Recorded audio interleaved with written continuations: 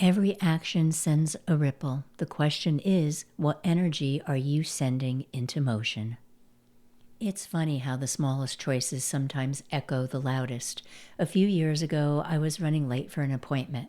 The person ahead of me at the coffee shop was painfully slow. Card not working, fumbling for change. I could feel my irritation rising, and I remember thinking, come on, I don't have time for this. When it was finally my turn, I gave the barista a tight smile, grabbed my coffee, and rushed out, the energy of impatience still buzzing in my chest.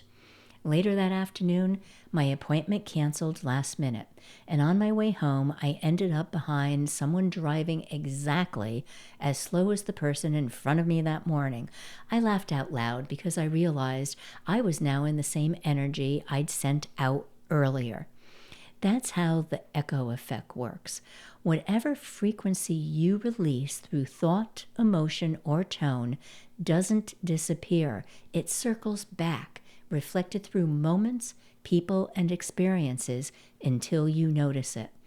Sometimes it's instant, sometimes it takes years, but the echo always finds its way home.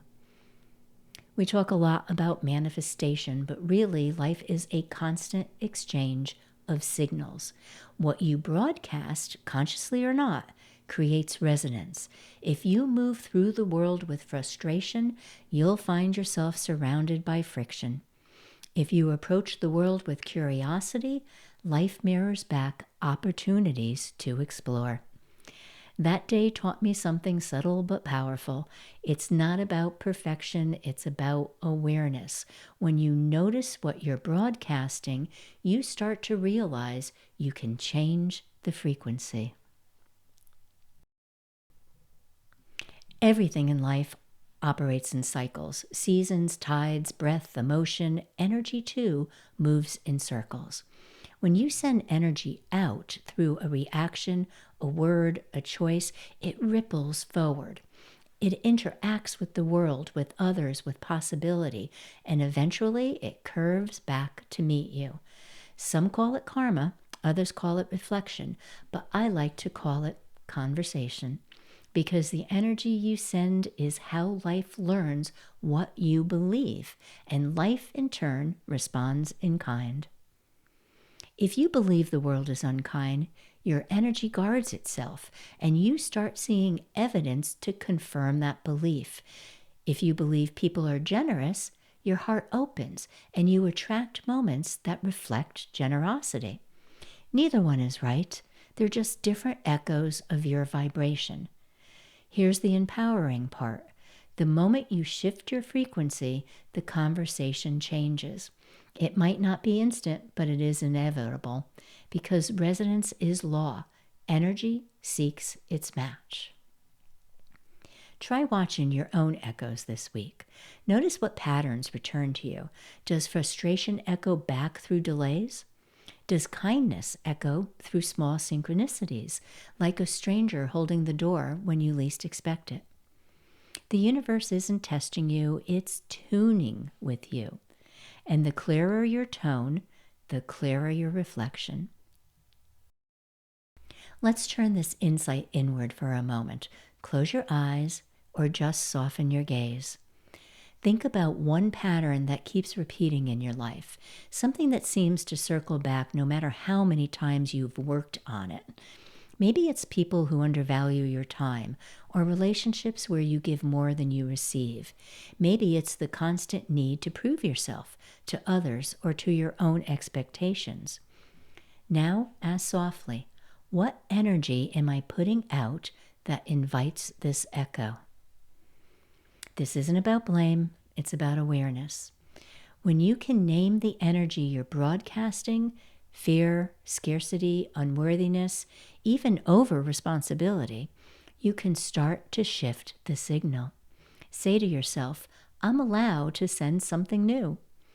That sentence holds power, because the moment you say it, your energy reorients and life begins adjusting around it.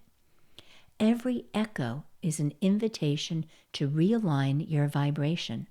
The frustration that returns isn't punishment, It's simply life saying, do you still want to carry this frequency? When you choose awareness over autopilot, you stop living in reaction and start creating resonance. A woman in one of my workshops once told me that she felt invisible at work. She spoke softly, did her job well, and yet no one seemed to notice. She kept attracting the same type of environment, teams where she faded into the background no matter how much she contributed. When we explored deeper, she realized something profound.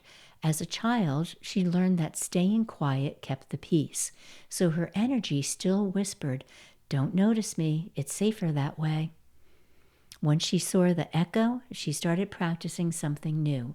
Before meetings, she'd take one breath and say silently, "It's safe for me to be seen."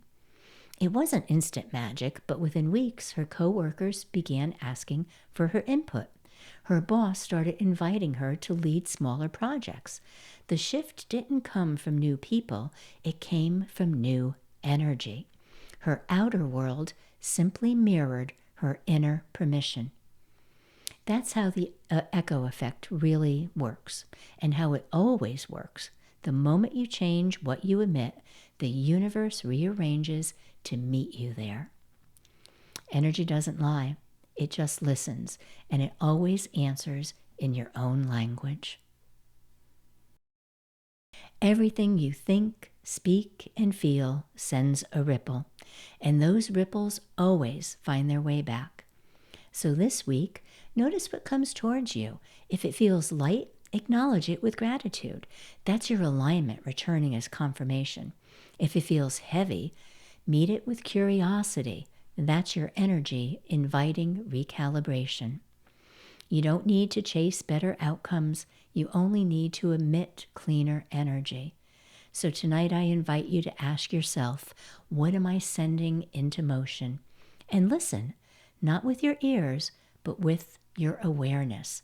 Because the more consciously you send, the more beautifully life responds. If this reflection resonated, subscribe and click the bell so you don't miss the next video, where we're going to explore how to maintain your vibration even when the energy around you wobbles.